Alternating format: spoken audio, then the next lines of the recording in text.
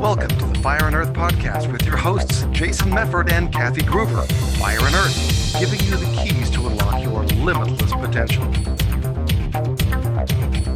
Welcome to another episode of the Fire and Earth podcast. I'm your co-host, Jason Mefford. And I am Kathy Groover, and I am so excited about this conversation we're going to have today, Jason.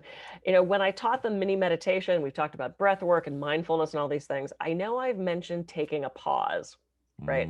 There's power in that pause, because one of the things you get to do in that pause is just to decide whether you're going to react or respond. And we went first responders, right? We don't want first reactors. Nobody's ever been accused of having a knee-jerk response. Nobody's ever accused you of over-responding. It's those reactions that get us in trouble. And it's been a stressful time here at the old homestead.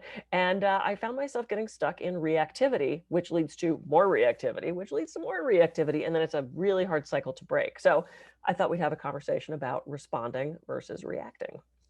It's a good conversation, like you said. You know, the pause. It's there's that seven seconds subconscious to conscious brain, right? Pick up, so that when we get triggered, again, we're not thinking cognitively about what we're doing. We're reacting, usually within those first 7 seconds. So, you know, unless you have healthy habits, so that when the triggers happen, your habit brain takes over and you're reacting, but in an appropriate way. Right.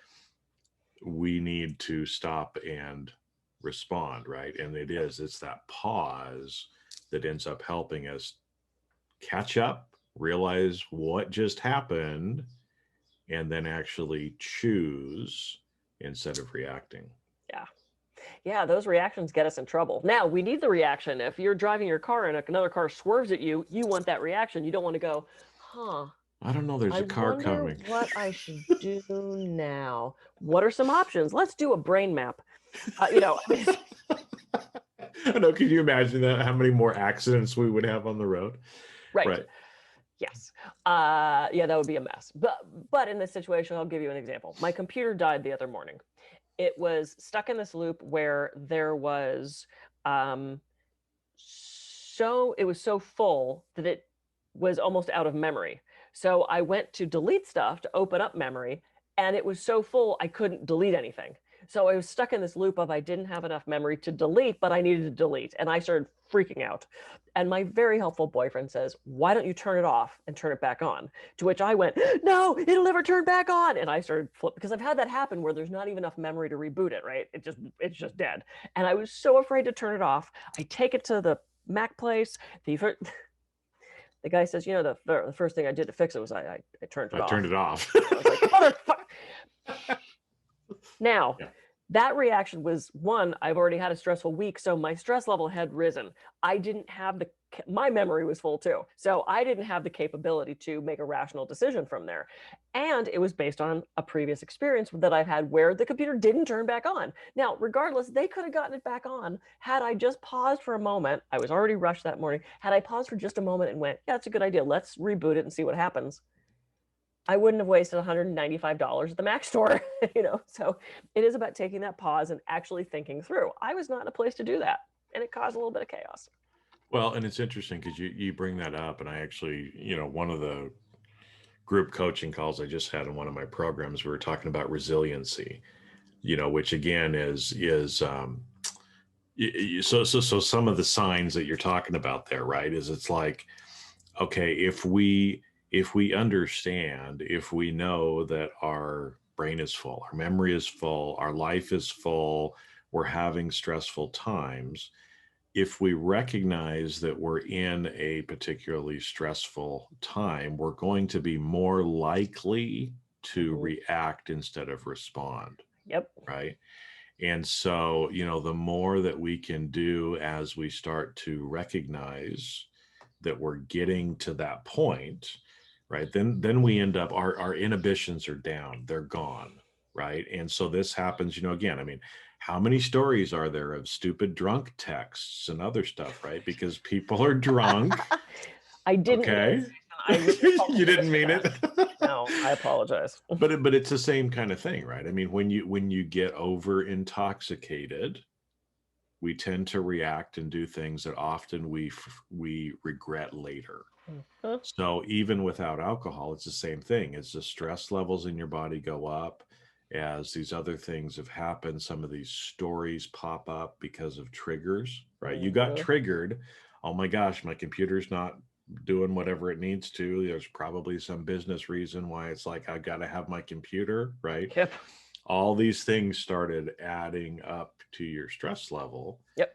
So yeah, when something comes out, at that point, then we tend to not respond but react. We So react. Yeah. And here's one thing that helped me resolve all of that. So I had a podcast that I was supposed to do in about an hour, and I had a coaching client that night that I was supposed to do on Zoom. I texted the podcast lady and I said, I'm so sorry, my computer just died.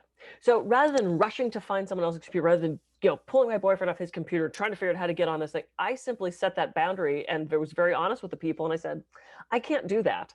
And, I was trying to get them to rush the computer so I could do that coaching call that night. And then, I was trying to find a way to make this work. And I texted my coaching call that night. And I said, you know what? I'm so sorry. My computer just died.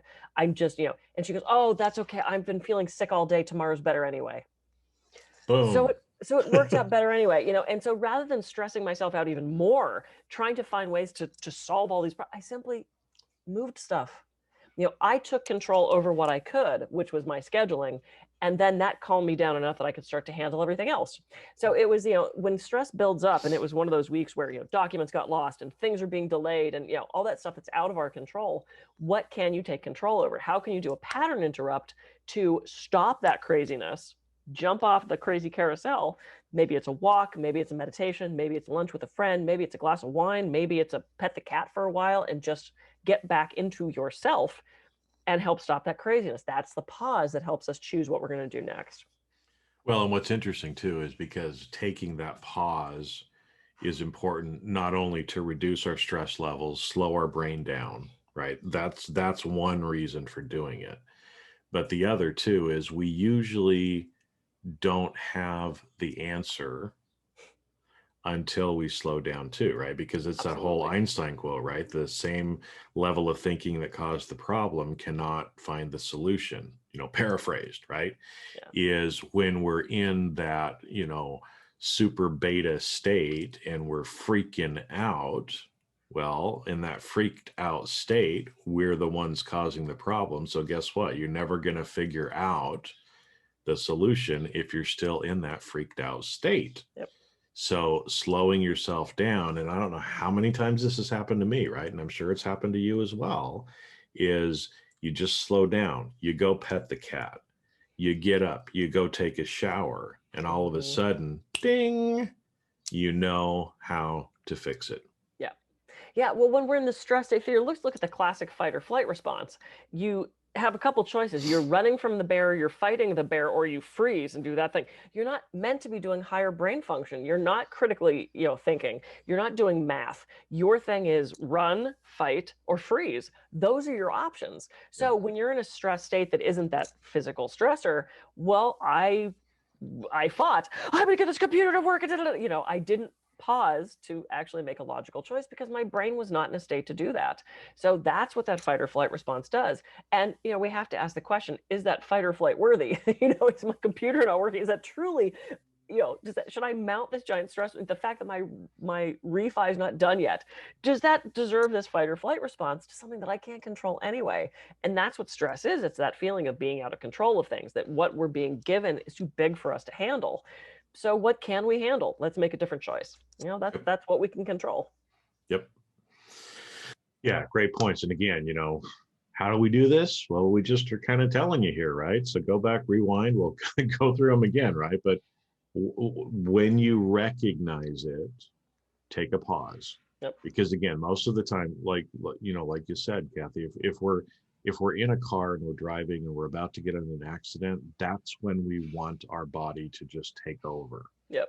Okay. If there's some physical threat to us, we want our body to take over. We want to react.